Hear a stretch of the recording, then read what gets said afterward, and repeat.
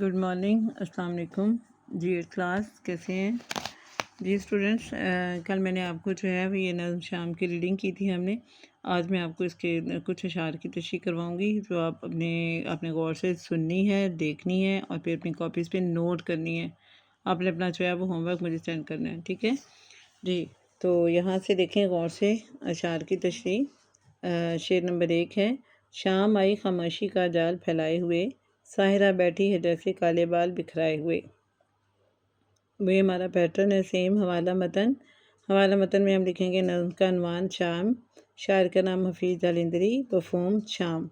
مفہوم کیا ہے؟ شام اپنے ساتھ خاموشی کو لے کر آئی ہے، ایسے لگ رہا ہے کہ جیسے کوئی جادوگرنی اپنے بال کھول کر بیٹھی ہے. تشریح: حفیظ جالندری ہمارے عظیم شاعر ہیں، قومی ترانہ انہی کی تخلیق ہے. اس نظم میں وہ شام کے منظر کو یوں بیان کرتے ہیں کہ جب شام ہوتی ہے تو ہر طرف خاموشی چھا جاتی ہے اور رات کا اندھیرا اتنا گہرا ہوتا ہے، ایسا لگتا ہے کہ جیسے کوئی جادوگرنی اپنی نگری میں اپنے بال کھول کر پھیلا کر بیٹھی ہے. یعنی رات بہت کالی اور گہری ہے اور یہ سارا منظر شام کے وقت کے بعد شروع ہوتا ہے. جی نیکسٹ ہمارا جو شعر ہے وہ یہ ہے: اس طرح اونچے پہاڑوں میں گھری ہیں وادیاں، جس طرح دیووں کے گھر میں قید ہوں شہزادیاں. حوالہ متن: نظم کا عنوان شام، شاعر کا نام حفیظ جالندری، مفہوم: اونچے پہاڑوں کے درمیان خوبصورت وادیاں ایسے گھری ہوتی ہیں جیسے شہزادیاں کسی جن یا دیو کی قید میں ہوں.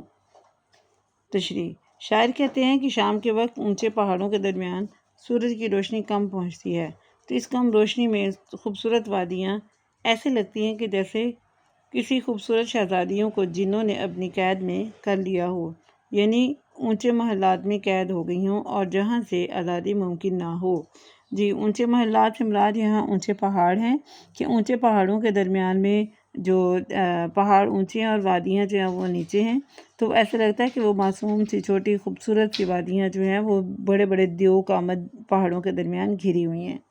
تو جی آپ نے جو ہے یہ ان 2 اشعار کی تشریح آپ نے اپنی کاپیز پہ نوٹ کرنی ہے اور اس کو اچھے طریقے سے آپ نے یاد کرنا ہے.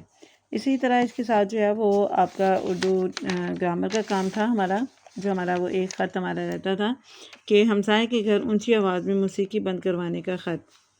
تو یہ بھی میں نے آپ کو یہاں میں نے لکھ دیا ہے، آپ اس کو غور سے دیکھیں، سنیں اور پھر اپنی کاپیز پہ نوٹ کریں. جی کمرہ امتحان 14 مارچ 2026. محترم خالد صاحب، السلام علیکم.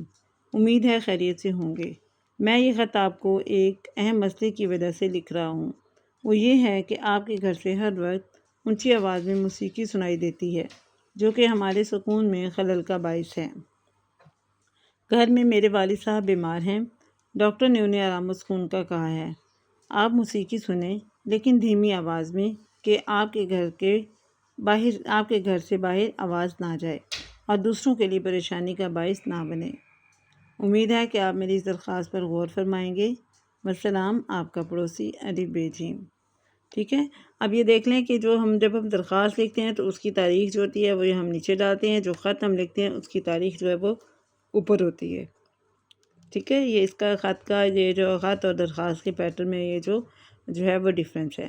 تو یہ بیٹا آپ نے اس کو اچھے طریقے سے یاد کرنا ہے اور لکھنا ہے. انشاءاللہ نیکسٹ جو ہے وہ ہمارا جو ایک وہ چیپٹر رہتا ہے ابھی گاؤں اچھے یا شہر، انشاءاللہ ہم اس کی ریڈنگ کریں گے اور اس کے پھر میں آپ کو کوسچن آنسر کرواؤں گی. آپ کو پتہ ہونا چاہیے کہ آپ کے ایگزام جو ہیں وہ بھی بالکل نزدیک ہیں، 1 ویک آپ کو اور مل گیا ہے، تو آپ اپنے ایگزام کے لیے اچھی سی تیاری کریں تاکہ آپ جو اچھے مارکس سے پاس ہو جائیں. اوکے، اللہ حافظ.